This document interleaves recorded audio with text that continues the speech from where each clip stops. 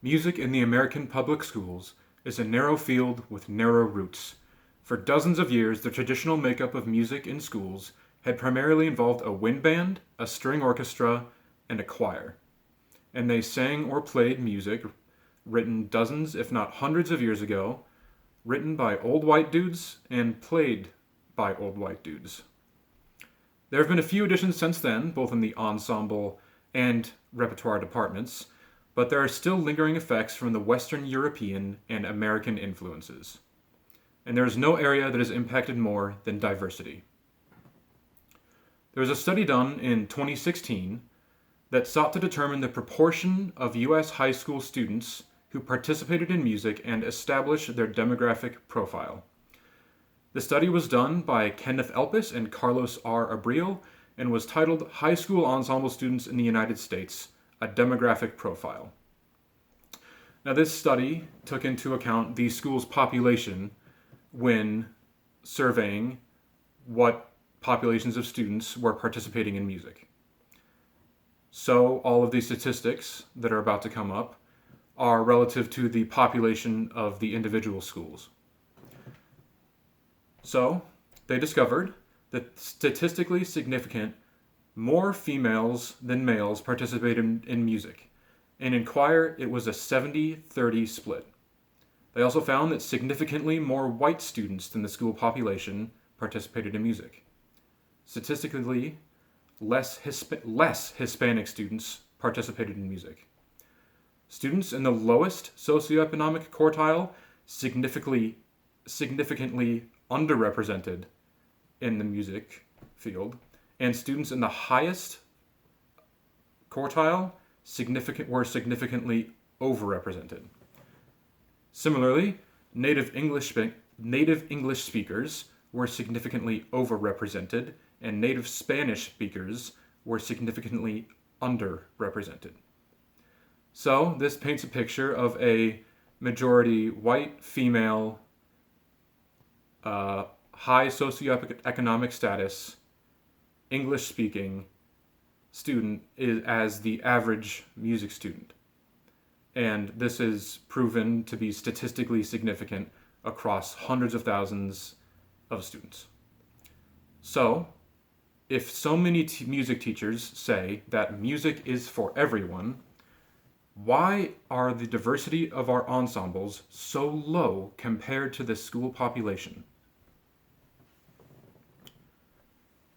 There was a study done by James B. Watson titled Most Recommended Choral Music, a study of high school state choral festival repertoire lists. It's quite the handful of a title.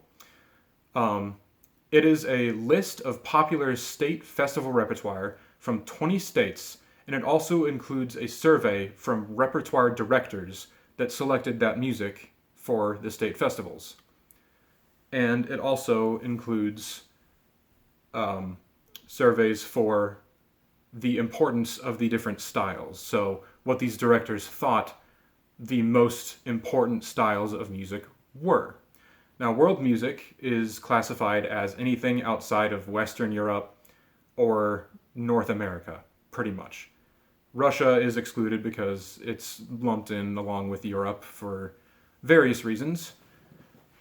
And world music listed as the 12th most important genre to teach high school choirs.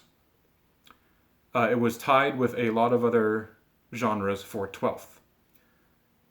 Above that, 4 of the 5 areas listed above, 4 or 5 of the areas listed above world music are Christian religious music.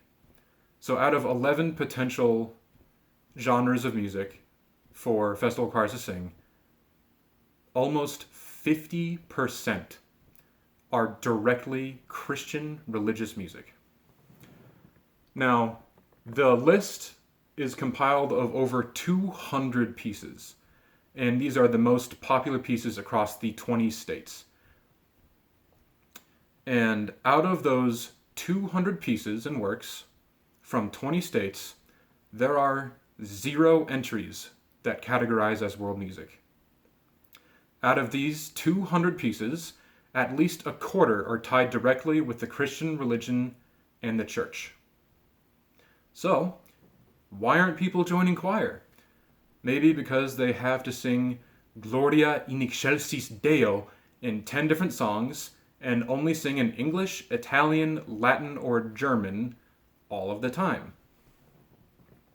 And I'm not saying that these works rooted in the church and Christianity aren't valuable or don't offer educational value. I'm just saying that there's a severe lack of diversity and that world music holds an incredible amount of cultural and educational value.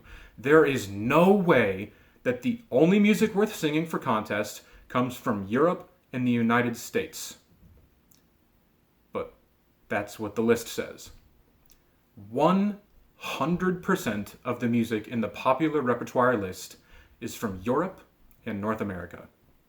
The only reason I don't specify Western Europe is because there are a couple pieces from Russia. And you know what's funny? When asked what they could change about the repertoire on the list, and or what they would change about the process, many repertoire directors mentioned wanting more diversity. When asked where the changes come from, most of them said that teachers put forward pieces to put on the repertoire list, which were then reviewed and put in. So, if world music is held in such high regard, both teachers and repertoire directors want it, and it is up to them to put it in the festival repertoire. Why isn't it there? This is not, however, the only reason why diversity in schools is so low. Even when there is diverse repertoire present in schools, it often does not mean better enrollment or more diverse enrollment because of the restrictions placed on those ensembles that actually get to play or sing that diverse music. Jazz ensembles, for instance, play several varieties of music, all steeped in cultures that are entirely separate from those commonly played in concert wind ensembles. However, it is often made a requirement that one participates in concert band to be able to participate in jazz band. And even without that requirement, most of the enrollment would still come from concert band students that already know how to play instruments. Another example is the requirement that students have to own something to be in a music course. For band and orchestra, it is often a requirement that you own or rent your own instrument or materials, and even the cheapest instruments run hundreds of dollars used. Not only that, but so many performing ensembles require specific concert dress so that everyone can look the same while playing different instruments. While this may not seem like a big deal, a black dress shirt, slacks, and a decent pair of shoes can simply be too much money for some families to afford. But wait, there's more. Music programs often require fees to be in ensembles. And for high school band, $200 per year is on the low end. This locks out many students that want to participate but can't because of money. Even if you make exceptions for them to participate, it'll likely be embarrassing for the student or the parent to come forward and ask for an exception. It's a restrictive process. It's a restrictive practice that ultimately ends up excluding a lot of students that want to be in music. These are just a few of the ways that directors stifle their own programs, even if they are done with the best of intentions. Music in the education system is a narrow field born from narrow roots. The vast majority of composers played or sung are old white dudes, and at least one piece in every choir concert will have a hallelujah or two. Things are changing for the better, though. As time goes on, many directors are climbing down from their ivory towers and changing repertoire or even adding new ensembles.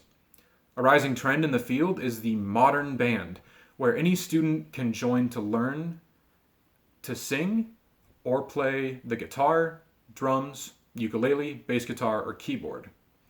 These ensembles typically play rock, pop, or other diverse music, and are a natural draw for students that aren't super interested in playing Mozart.